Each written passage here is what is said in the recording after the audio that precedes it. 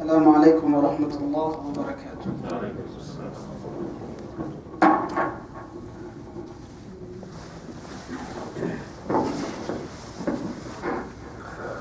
الله أكبر الله أكبر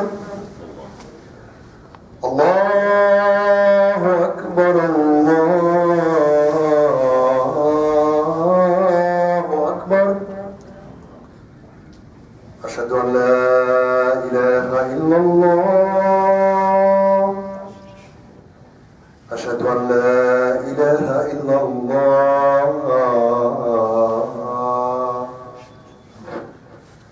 أشهد أن محمدا رسول الله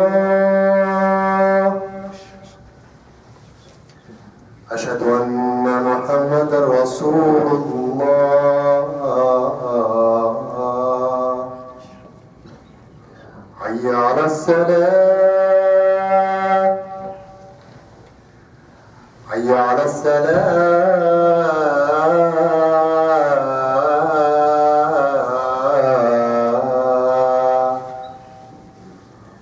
حي على الفلاح حي على الفلاح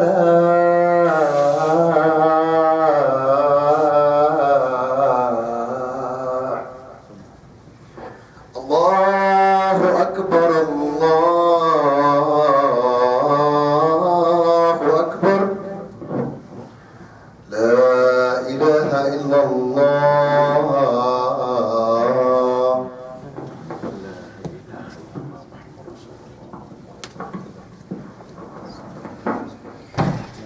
الحمد لله رب العالمين وصلى الله وسلم وبارك على نبينا محمد وعلى آله وأصحابه أجمعين.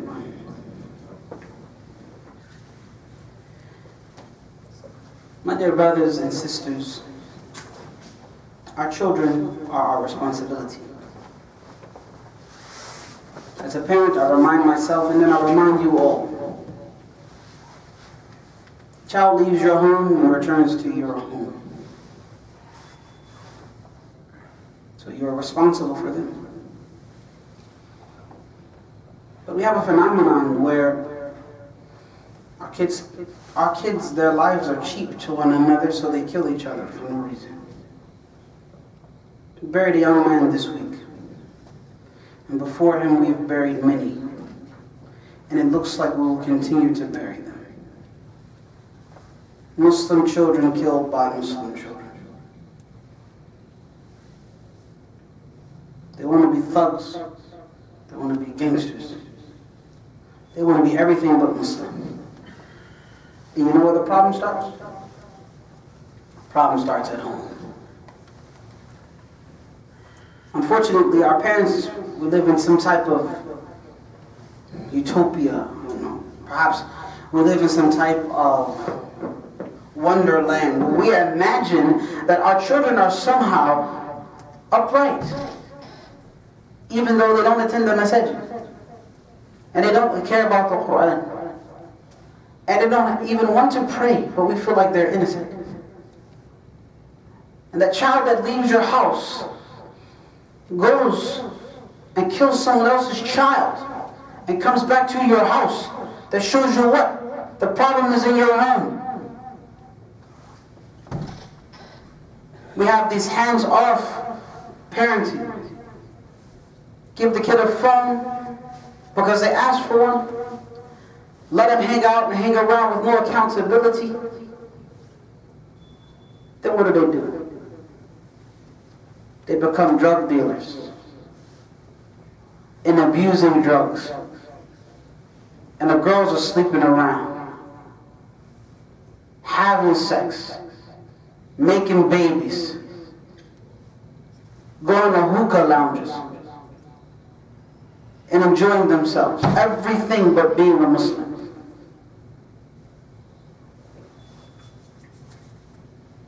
The problem is at home, dear brothers and sisters. That is your child that is committing crimes.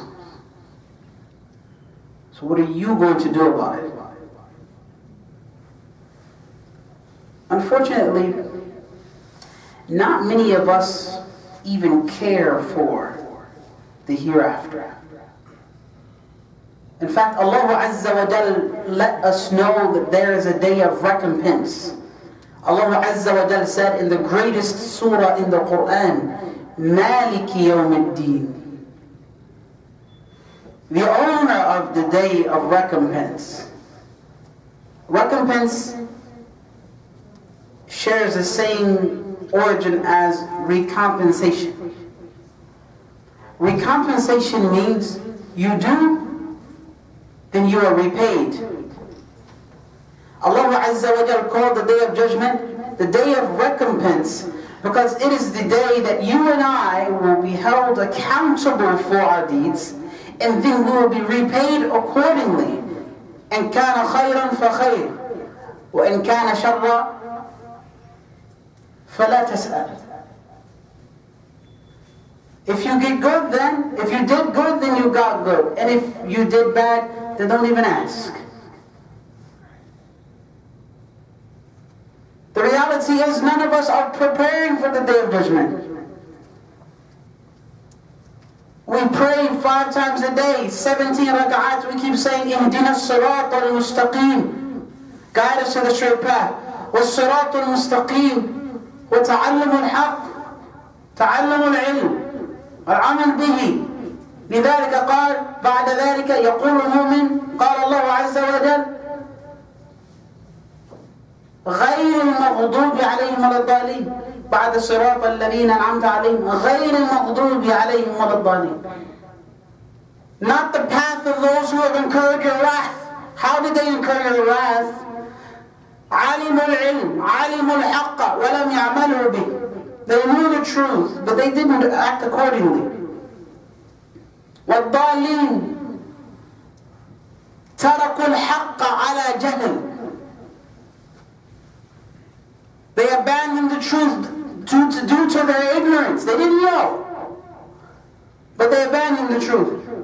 We keep saying Ihdina as-sirat al-mustaqim 17 times a day, 5 salawat, 365 days a year, and you find that we're not guided. Why aren't we guided yet? Because لم نأخذ بالأسباب. We're not taking the means of guidance. That's like somebody keeps saying, man, I need to lose weight. I need to lose weight. I need to lose weight. But you're still eating cookies. What are you saying? You're saying something, but you're not doing. You and I are not doing the thing that helps us attain what we're asking for. That's parents. As parents, as you and me. Like, then what do you expect the children to do? Abu Bakr and Umar? Fatima and Khadija? Yes, you named him Abu Bakr and you named him Umar. That doesn't mean he's going to behave like them. You named her Fatima and Khadija, but that does not mean that they're going to behave like them, especially when they do not have the facility to do so. Whose responsibility is it? It's ours. The parents' responsibility to facilitate. But then your child gets up in the morning, pulls up his pants, half sagging off of his behind, with his gun strapped to his side. And he goes and takes a life of another child. And he comes back to your home. And you feel that you have no responsibility? Or your child puts on their clothes and her makeup and her perfume, and she goes out and she sells her body to someone else for free. On your watch, you purchase her the phone.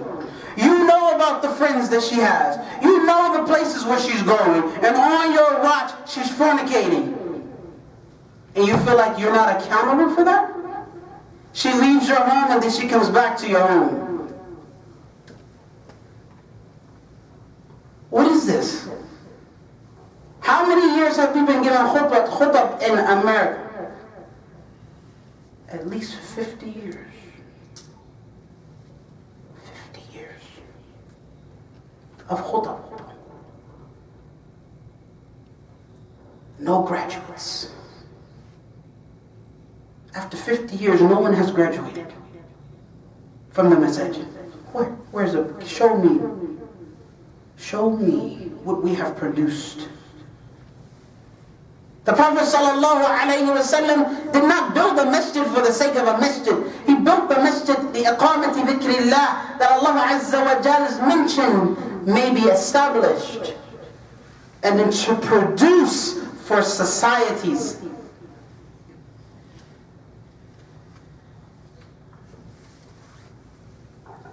Rib'i ibn Amir, when he went to Rustam, and Rustam asked him, why are you here?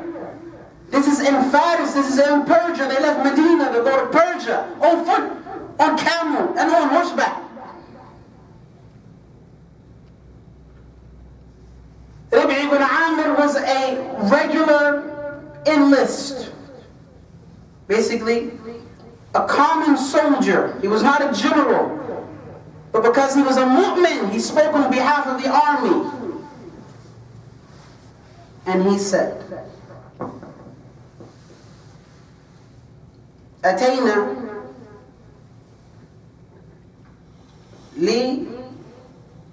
لإخراج الناس إلى عبادة العباد إلى عبادة رب العباد وكما قال. We came that we may rescue people.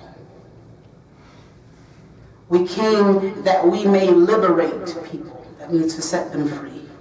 From worshipping servants of Allah to worshipping the Lord of creation. Where did that start? It started in the masjid.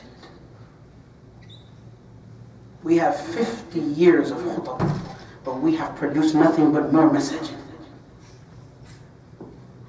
Worth millions and millions of dollars, but not a single child can be found on a regular basis.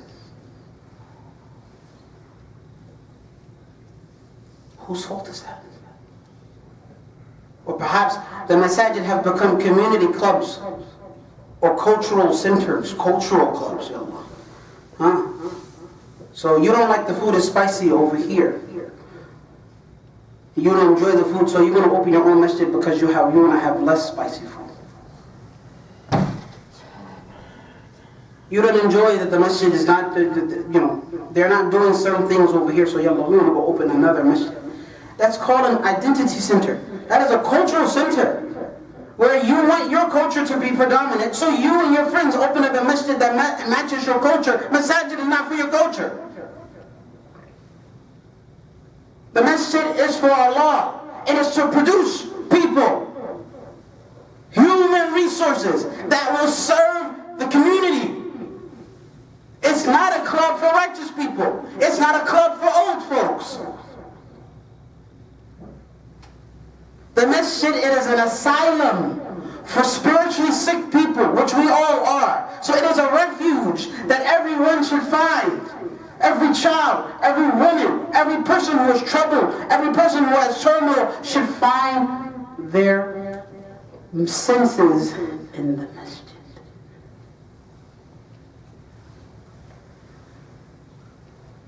My dear brothers and sisters, we live as if we're not going to die.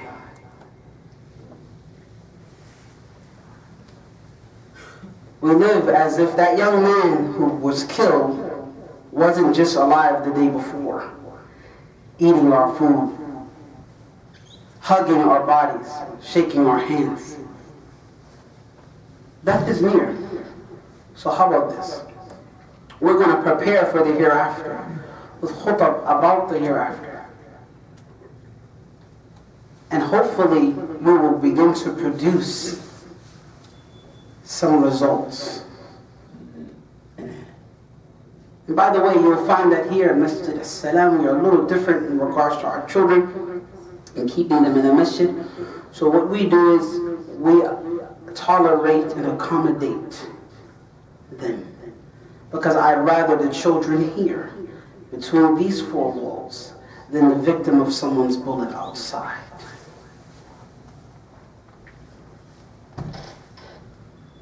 النهي عن تمني الموت والدعاء به لضر نزل في المال والجسد. This is taken from Qurtubi's تذكرة في أحوال الموتى والآخرة. Imam Muslim reported upon the authority of Anas ibn Malik رضي الله عنه قال قال رسول الله صلى الله عليه وسلم لا يتمنين أحدكم الموت لضر نزل به فإن كان لابد متمنيا فليقل اللهم أحيني ما كانت الحياة خيرا لي وتوفني إذا كانت الوفاة خيرا لي. Anas ibn Malik reports that the Rasul sallallahu alayhi wa sallam said, none of you should wish for death. But if you have no choice, he said, of course, لِضُرٍّ نَزَلَ بِهِ, for a difficulty or calamity that has afflicted you, none of you should wish for death. That means it is reasonable that people who are afflicted with a calamity, as a result of it, would wish for death. Prophet Muhammad said, if a calamity strikes you, don't wish for death. فَإِنْ كَانَ لَابُدْ مُتَمَنِّيًا. This now verifies and validates that a person, in spite of their belief, they might still wish for death. He validates the person who feels like, I just want to go. Prophet Muhammad said, if you must then you should say, oh Allah, keep me alive as long as life is better for me, and cause my death if death is better for me. Suicide is a huge epidemic in the Muslim community. Many of our children are not only taking each other's lives, but some of them are taking their own. Prophet Muhammad said, no. Don't wish for death. If you must, then say as he said, sallallahu alayhi. وعنه قال قال رسول الله صلى الله عليه وسلم لا يتمنين أحدكم الموت ولا تدعو به من قبل أن يأتيه إنه إذا مات أحدكم انقطع عمله وإنه لا يزيد المؤمن عمره إلا خيرا. And it's also reported that Rasul sallallahu alayhi wa sallam said, do not wish for death and do not pray to die prematurely. Because when one of you dies, you can no longer carry out actions of righteousness. And an old age for a believer increases them in good deeds. Because the believer is going to use his time and her time wisely to increase in good deeds. So it's better for you to stay around. A young man called me yesterday and he said, Imam, and I've been working with this young man for 5 years or so, and he's, mashallah, Allah Azza wa Jalla, he's very intelligent, but he's troubled due to his circumstances. He's emotionally troubled due to his circumstances. And he said, Imam, is it possible somebody commit suicide and go to Jannah? I said, no. But I said, you just told me you were going to do these things, and you want to do those things. Why are you talking about suicide? I don't understand. I said, even if the world doesn't love you as you say they don't, and people don't want to talk to you, number one, I love you. And even though no one wants to talk to you as you say,